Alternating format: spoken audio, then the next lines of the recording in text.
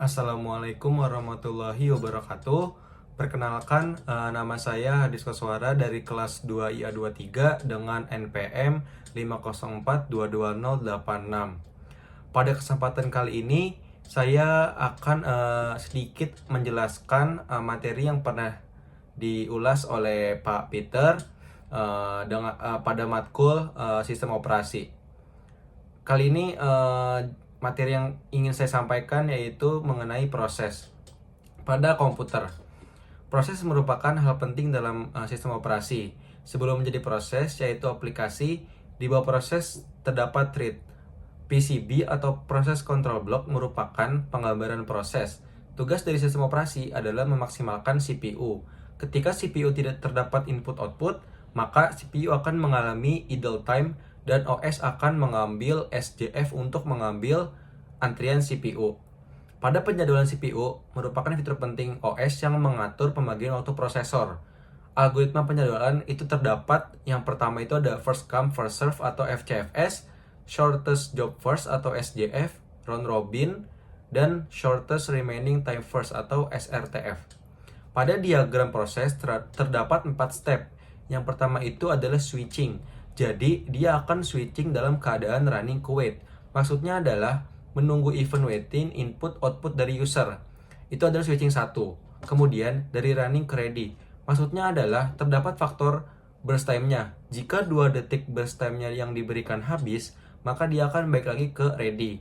Jadi, lebih dipengaruhi karena adanya waktu saat penggunaan sumber daya. Contohnya, jika P1 datang pada detik ke-0 dengan burst time 2 detik, berarti dia akan memakai CPU selama 2 detik. Setelah 2 detik, dia harus keluar dari CPU tersebut dan balik lagi ke RAM. Jadi itu yang membuat switching dari CPU ke ready karena burst time-nya sudah terpenuhi. Kemudian ada beberapa dari diagram itu ada istilah yang tadi sudah disebutkan seperti ready, new, running, exit, dan lain-lain. New ini merupakan state yang mewakili proses yang baru saja dibuat. Ready merupakan proses yang berada dalam state yang siap untuk dieksekusi oleh CPU. Kemudian running merupakan proses yang sedang dieksekusi oleh CPU.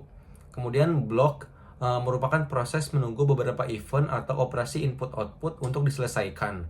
Kemudian exit merupakan proses yang telah selesai dieksekusi dan dihapus dari sistem.